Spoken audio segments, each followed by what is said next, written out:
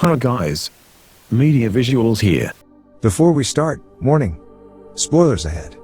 Today, I'm gonna explain an American drama and fiction movie called Looks That Kill. The movie starts by showing a teenage boy whose face is wrapped in bandages and uses glasses and a hat to cover his entire head. His name is Max. He is accompanied by his parents to do therapy with Dr. Clement. He says that he has a disorder that lies in his face which is too handsome, so that everyone who sees his face immediately dies, as well as the doctor who helped Max's delivery also died after seeing Max's handsome face. When Max was 2 years old, his family decided to move out of a city that is not inhabited by many people. Dr. Clement doesn't believe Max, instead he thinks that Max is depressed because of his past. A few moments later, the doctor dies after seeing Max's face. Then the police come and ask Max's parents for information, stating that the cause of death from the doctor was due to a heart attack, but the cause is still unknown to them. In the end, Max and his parents are allowed to go home by the police. At night, his parents invite Max's only friend, named Danny, to have dinner together at their house. While eating, his father tells Danny to take him out and find other friends, but he refuses because he doesn't want to kill other people with his face again. After that, Max asks Danny to hit his face with a brick, but Danny initially refuses. Until one time, Max intentionally drops Danny's cell phone, making him angry, so he hits Max in the face using the brick. The next day, Max and his mother go to a hospital to treat his nose due to being hit by Danny last night. There, he meets a woman the same age as him, named Alex, who is waiting in line too. They have time to get acquainted with each other while waiting for their respective cues. When he gets home, Danny suddenly returns to his house to apologize for his action last night by inviting Max to meet another woman named Erica at a restaurant. At the restaurant, Erica firstly thinks that she is going to date Danny, but in fact he only sets her up with Max. After Danny leaves them, a bad guy, Craig, unexpectedly interrupts their date. As Max accidentally drops his drink in front of them, Craig wipes the table using Max's face which is covered in bandages, causing Erica to leave him alone.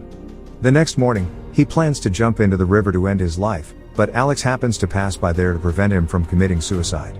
After that, she asks him to go to a nursing home and they spend time together there.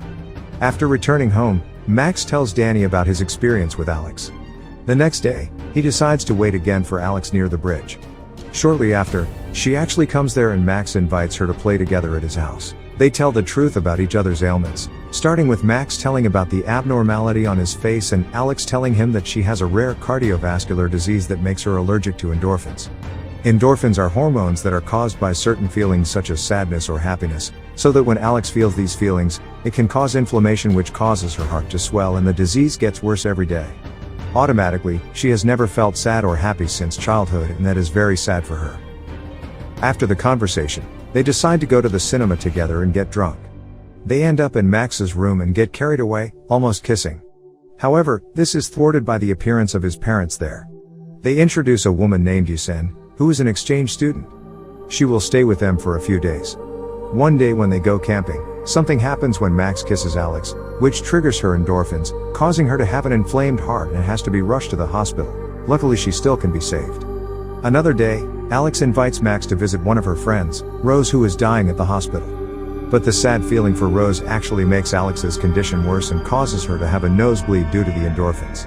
Max, who can't bear to see Rose in pain, deliberately removes his bandage to make her die faster using his deadly face.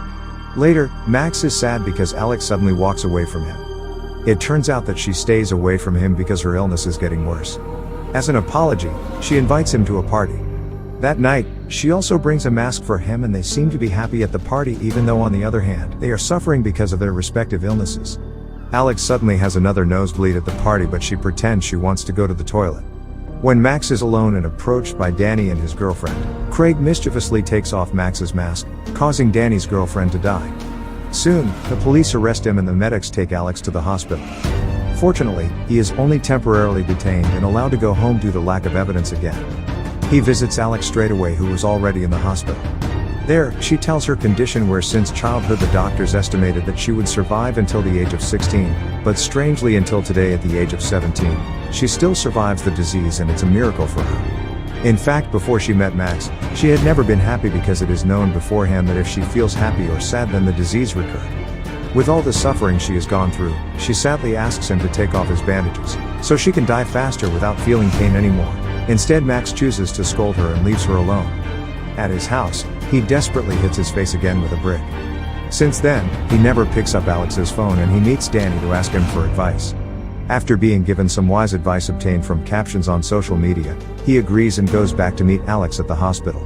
She says that she loves him very much and gives Max a few words.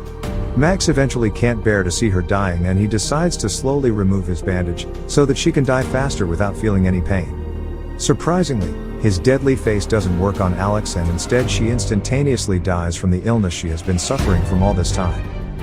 After Alex's death, he continues his therapy and the case of Danny's girlfriend's death is closed because she died of an overdose.